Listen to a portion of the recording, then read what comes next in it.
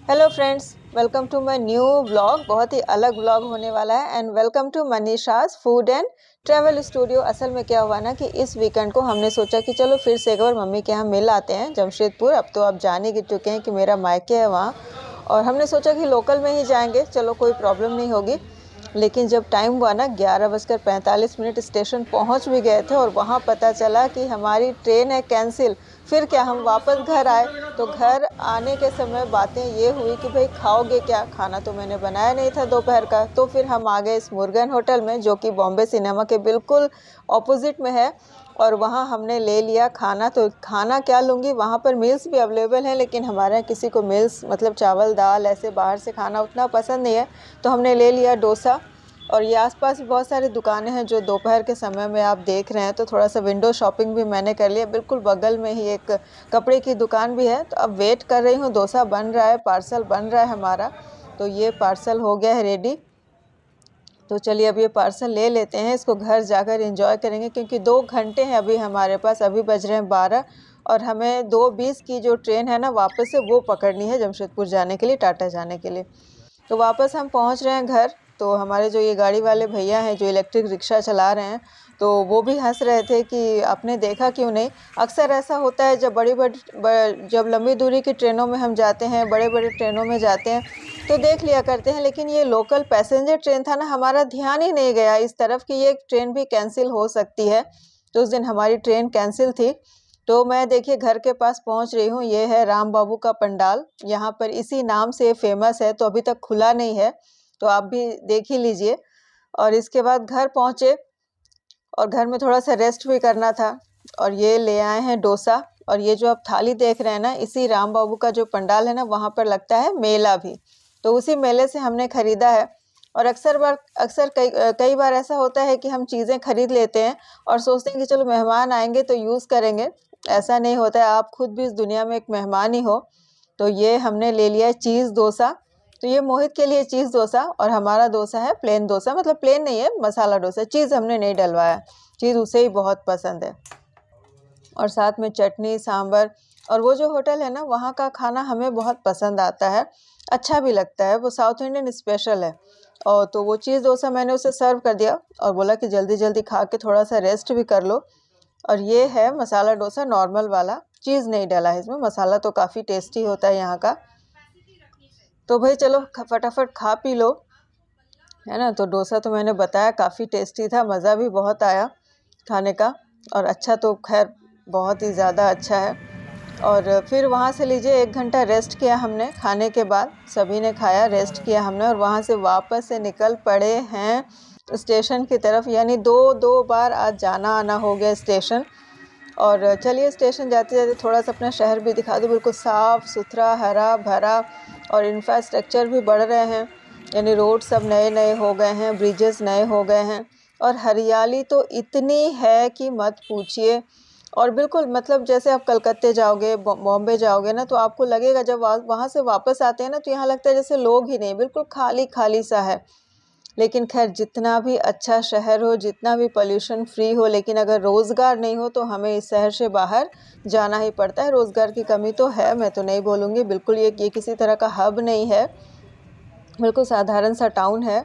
तो खैर यहाँ पर अब यहाँ पर जिसका रोज़गार है वो तो यहीं रहेंगे। हाँ, यहाँ पर नए लोगों को रोज़गार सच में कम मिल रहा है, तो लोग बाहर की तरफ पलायन करते हैं। ज़्यादातर पुणे, बेंगलोर वगैरह यहाँ से लोग चले जाते हैं।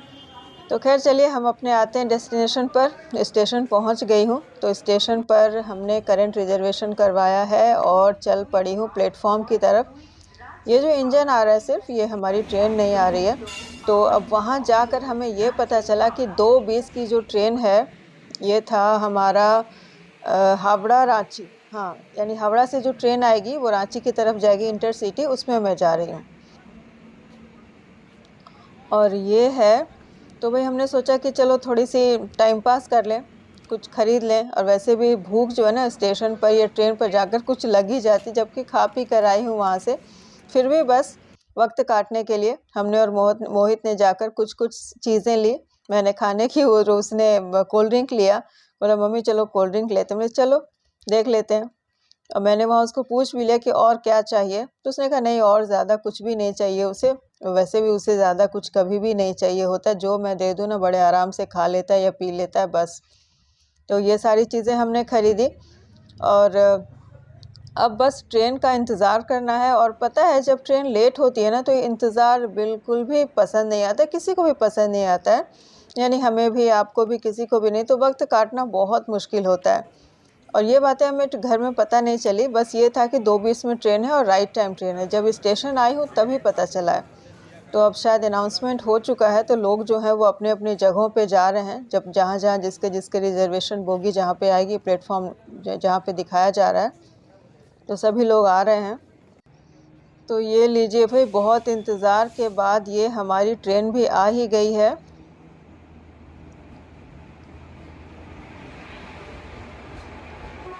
तो चलो भाई, मैडम जी को ना ये फ़ोटो खिंचाने का बड़ा शौक़ है ट्रेन के सामने।